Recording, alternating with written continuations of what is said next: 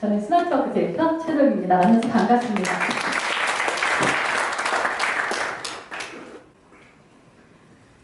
아까 전에 제가 이제 스마트워크를 많이 앞서가 있는 나라가 네덜란드라고 말씀을 드렸잖아요. 그래서 거기서는 사실 지금 우리가 겪고 있는 여러 가지 것들을 이미 수년 전에 겪었고 지금은 또 다른 여러 가지 문제들을 해결하고 또 그것들을 레슨을 하고 있는데요. 네덜란드도 뭐 그렇지만 우리나라도 이제 점점 스마트워크를 그럼 성공시키려면 뭐가 필요하느냐라는 어떤 문제들이 많이 나오고 있어요. 그리고 그것들이 경험과 실제를 통해서 세 가지 정도 구분이 됩니다. 첫 번째는 업무 공간, 그러니까 직원들이 일하는 환경, 여러분들이 일하는 환경에 관한 얘기고요. 두 번째는 behavior, 사람, 그러니까 여기 제도도 들어가고 기업 문화도 들어가겠죠. 그리고 마지막으로 스마트워크의 기본이자 이걸 끌어주는 근간인 테크놀로지, 마이트, 이렇게 세 가지가 됩니다. 오늘 저희가 나눠드릴 것의 핵심이 바로 이 세 가지고요. 각각의 세 가지들이 어떻게 실제 기업에서 구현이 되고 있고 어떤 게 중요한 것들인지를 좀 얘기를 해드리겠습니다.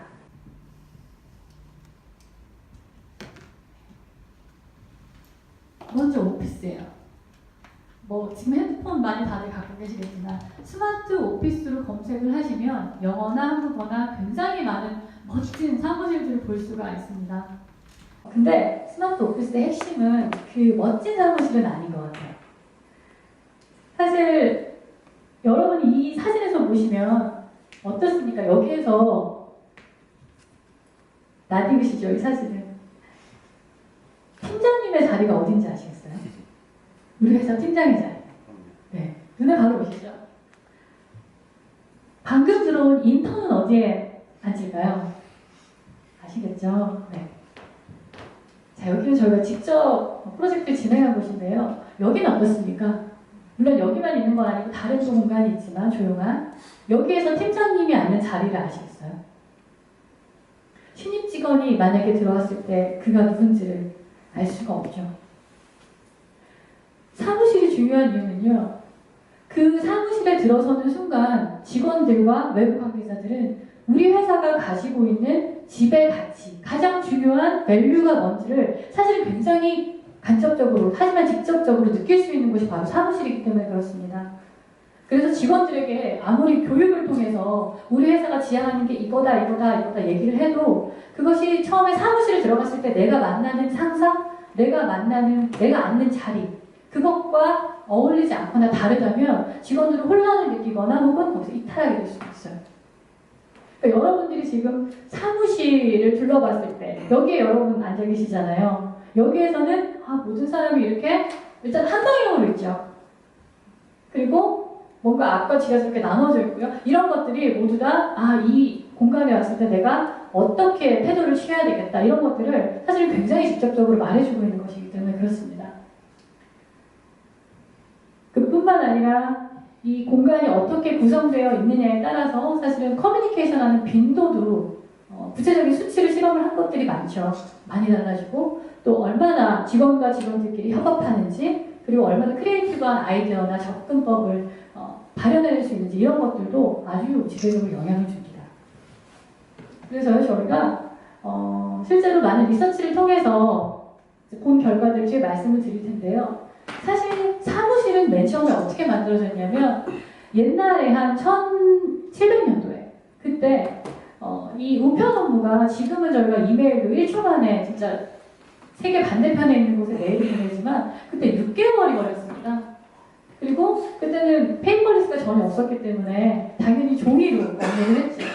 그걸 다 갖고 다닐 수는 없잖아요. 그러다 보니까 그것들을 한 곳에 모아두는 어떤 공간들이 필요하게 된 겁니다. 또 우편 업무도 효율적으로 해야 하지 않으면 6개월을 또 돌아가야 되니까요. 그래서 만들어진 게 바로 사무실이고요. 그런데 지금은 어때요? 메일도 그렇지만 우편 업무 이런 모든 것들이 거의 실시간으로 혹은 굉장히 짧은 시간 안에 이루어지죠. 종이도 사실 필요가 없고요. 그렇기 때문에 예전에는 우리가 일을 하기 위해서 꼭 가는 곳이 사무실이었다면 지금의 우리 직원들에게 사무실은 그게 아니라 일을 하는데 가장 좋은 장소, 가면 일이 더 잘 되는 장소 그렇게 역할이 바뀌었다는 것이 사실 스마트 오피스의 핵심입니다. 그래서 저희도 어떤 사무실이어야 직원들이 과연 더 일을 잘할 수 있는지에 대한 조사들을 많이 하는데요. 그 중에 이제 모 대기업의 실무급 직원들에게 물어본 거였어요. 지금 여러분이 계신 사무실에서 가장 개선이 필요한 부분이 뭐냐. 쉽게 말해서 어떻게 사무실을 바꿔주면 일을 더 잘할 수 있겠느냐라는 질문을 던진 거고요. 굉장히 많은 질문들이 아주 직접적으로 많이 나왔었습니다. 그리고 그 중에 탑 5개를 저희가 선별을 했는데요. 후회가 되네요. 상품을 하나 가져왔으면 와인 같은 거나 하나 드릴 텐데, 자, 제가 5위부터 1위까지 보여드릴게요. 5위는요, 회의실이 부족하대요. 이게 무슨 소리야? 우리 회사에 회의실이 이렇게 많은데. 이게 무슨 얘기냐면, 보통 회의실이 되게 한 6인 이상 되는 큰 회의실들이 여러 개가 있으시잖아요. 그런데 시대가 바뀌어서 지금은 그렇게 1시간, 2시간 회의를 여러 명이 하는 게 아니라 2-3명이 빨리빨리 15분, 30분 회의를 많이 해야 되는 거예요. 그런데 그렇게 짧은 회의를 할 장소가 없다는 겁니다. 사무실에서 하자니 눈치 보이고 아니면 나가야 돼요. 그게 귀찮고 번거롭고. 그래서 사무실이 이전보다 훨씬 더 많이 필요했었다는 얘기고요. 딱딱하고 위계적이래요. 지금 시장이 빨리 변해서 우리 소비자가 원하는 게 갑자기 달라져서 빨리 우리 팀장님에게, 부장님에게 보고를 해야 되는데 부장님 자리는 너무 칸막이도 많이 있고 어떤 곳은 또 문을 열고 들어가야 돼서 빨리빨리 소통을 하기가 어렵답니다. 시간과 장소는 지금 언제 어디서나 일할 수 있고 또 시차가 나는 외국하고도 일하는데 우리 회사는 너무 딱딱하게 사무실 안에서만 일하게 된다가 3위였고요. 두 번째는 8시간 어떻게 일을 합니까? 실제로 휴식을 해야 일에 몰입을 할 수 있는데 휴식 공간이 있기는 하지만 정말 내가 쉴 수 있는 곳은 실제로 없다는 겁니다. 유일하게 있는 곳이 담배 피러 가는 옥상이나 여성들은 화장실이나 이런 데밖에 없는 거예요. 과연 8시간 동안 그렇게 효율을 낼 수가 있을까요? 없겠죠. 자, 그럼 대망의 1위는 뭘까요? 여러분이 옛날에 생각하셔도 좋고요. 아니면 보신 것들을 가지고 추측해 보셔도 좋습니다. 이렇게 많은 직원들이 얘기한 이것만 좀 바뀌어도 일 굉장히 잘할 수 있겠다는 1위가 뭘까요? 네. 한번 진짜해보세요. 보고라인. 보고라인. 사무실. 사무실에서 개선이 필요한 부분이니까 조금 거기서 확장시키시면 될 것 같아요. 비슷해요. 아까 팀장님이 없었으면 좋겠다. 근데 그것도 안타깝지만 비슷해요. 네. 뭘까요? 체계가 느껴지지 않는 사무실이었으면 좋겠다. 아마 그런 얘기는 딱딱하고 위계적인 분위기 쪽에 좀 포함이 되는 것 같습니다. 맞습니다.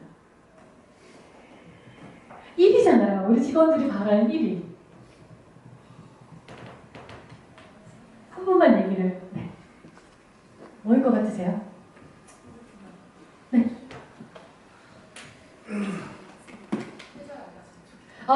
정답입니다. 회사 안 갔으면 좋겠다.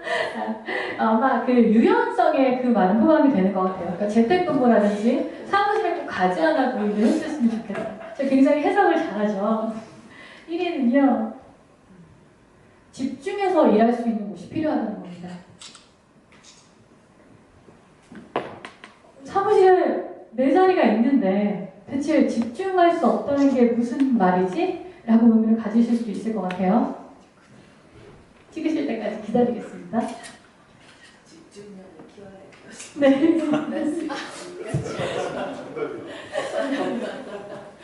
네.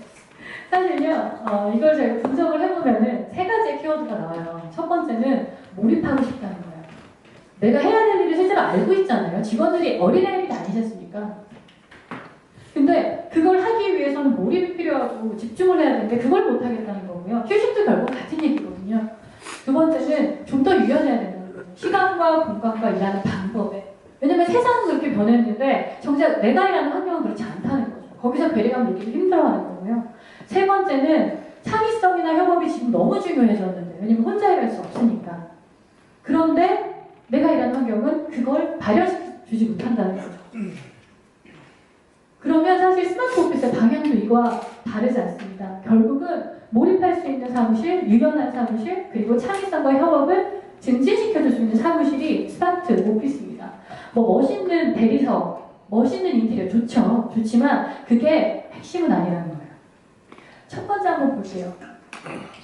자, 우리가 현재 지금 우리 직원들이 일반적인 화이트 칼라들이 일을 하는 환경을 이렇게 9가지로 나눕니다. 이 기준이 뭐냐면요. 한 축은 몇 명이 같이 일하는지, 그러니까 혼자 일을 하는 것인지, 혼자 하는 일인지, 아니면 2명 혹은 뭐 5명 이상의 많은 인원이 같이 해야 되는 건지에 따라서 하나. 그리고 또 하나는 얼마나 오픈성이 필요한 일인지. 모든 일이 다 되게 정박하고 조용할 필요는 없거든요. 그래서 그 오픈도에 따라서 나누면 크게 이렇게 3가지 정도의 업무 스타일이 나오고요. 그거에 가장 적합한 환경들이 존재합니다. 그런데 현재 대부분의 회사들의 사무실은 어떤가요? 이걸 다 갖추고 있기는커녕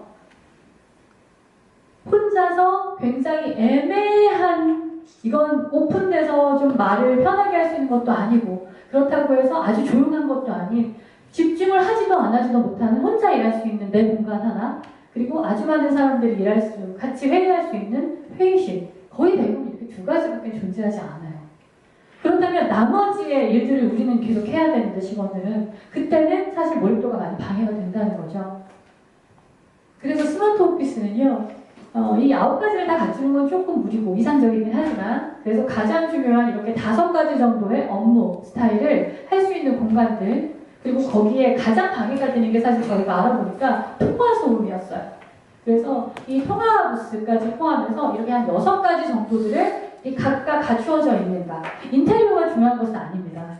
소음, 집중, 그리고 또 들어갈 수 있는 인원수, 이거에 맞춰져서 이렇게 6가지가 분류가 된 거거든요. 기업이긴 하지만 인원수가 아주 많지는 않아요. 이렇게 한 3개, 4개씩을 쓰고 있는데요. 여기 가보면 주로 많은 사람들이 일을 하는 층에 이렇게 2~3명이서 그냥 걸터앉아서 쉽게 얘기할 수 있는 공간들이 정말 많이 있었어요. 분위기도 좀 딱딱하지 않았고요. 실제로 저희가 도면을 받아서 좀 보니까 이쪽에 보시는 이 주변에 녹색으로 된 곳은 이제 1인 좌석들이 있는 곳이고요. 이 가운데가 바로 방금 보셨던 사진처럼 2~3명이 이렇게 이야기할 수 있는 공간들이 아주 여기저기 많았어요. 물론 클로즈된 그 회의실도 있었고요, 소규모의. 근데 이 공간들을 통해서 직원들이 많이 오가면서 서로 정보 교류도 굉장히 활발하고요. 또 팀 간에 얼굴을 많이 익히게 돼야 사실은 신뢰라는 게 형성이 됩니다. 그래서 신뢰 형성이 되는 친밀감이 좀 더 자극이 되도록 하는 구조였는데요. 실제로 어떤 일이 있었냐면 제가 정확하게 위치는 기억이 안 나는데, 서로 반대쪽에 있는 직원들이 이제 일 때문에 협업을 해야 돼서 다음 주 월요일에 미팅을 하기로 했대요. 근데 한 이틀, 3일 있는 그 사이의 기간 동안에 왔다 갔다 하면서 계속 만나니까 계속 정보를 서로 교환을 하는 거예요. 그러니까 지난번에 그 개발자가 이건 완성했다더라, 무슨 버그가 났대더라, 아니면 여기에 고객들이 이런 컴플레인이 있었다더라. 그래서 그걸 교류를 하면서 월요일에 미팅이 필요가 없어졌대요. 그런 일들이 이 회사에서는 자주 일어난다고 합니다. 그리고 요 양쪽 끝에 보시면 보통 이런 자리는 대부분 임원들의 자리이거나, 그렇죠? 그런 좋은 자리인데, 여기는 실제 지금 보시는 것처럼 혼자서 좀 집중해서 일할 수 있는 공간, 여기 있으면 아무도 못 찾을 것 같아요. 메신저가 아니면. 혹은 정말 휴식을 취할 수 있는 공간으로 구성이 되어 있었습니다. 이런 것들이 각 층에 한 4개 정도 있었고요. 실제로 제가 일을 하고 있는 사무실에서도요, 저도 일을 사실은 더 많이 지시하고 시키는 입장이지만 저도 방해를 많이 받아요. 왜냐하면 일하는 중간 이것저것 컨펌해달라 물어보는 사람들도 너무 많거든요. 그래서 진짜 어쩔 때는 내 일이 6시부터 시작인가 이런 생각을 할 때도 많은데, 그때 정말 집중해야 될 때는 저는 폰부스 같은 곳으로 들어갑니다. 저는 아니에요. 하지만 저렇게 들어가고요. 그리고 그렇게 이제 큰 일 한 덩이를 마치고 나면 좀 주변에 나와서 이렇게 라운지가 있거든요. 거기서 사람들하고 이야기를 하거나 정보를 좀 얻거나 혹은 저희 직원들 같이 미팅을 하기도 합니다. 이렇게 몰입과 휴식이 계속해서 8시간 동안 효율적으로 전환이 돼야 실제 그 사무실에 있는 시간 동안에 몰입을 할 수가 있죠.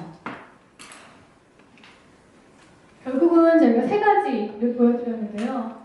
업무 형태가 다양한데 그것들을 수용할 수 있는지, 그리고 구성원들이, 직원들이 참여 협업을 할 수 있는데 그걸 발현시켜줄 수 있는지, 그리고 몰입과 휴식의 반복을 통해서 지속적인 생산성을 유지시킬 수 있는지. 이렇게 세 가지가 사실 핵심이고요. 보여드린 것들은 대부분 외국 케이스이긴 하지만 사진도 잘 나와서 사실 우리나라에도 굉장히 많은 회사들에서 이 스마트 오피스를 시작을 하고 있습니다. 근데요, 다시 말씀드리지만 인테리어가 핵심이 아니에요. 그렇기 때문에 혹시나 기사에서 스마트 오피스를 보신다면요, 거기에서 과연 이런 요소들을 잘 담고 있는지 이걸 좀 보시기 바랍니다. 그렇지 않으면 정말 큰 돈 들여서 하는 인테리어가 될 수도 있어요. 저는 그러길 바라지 않습니다.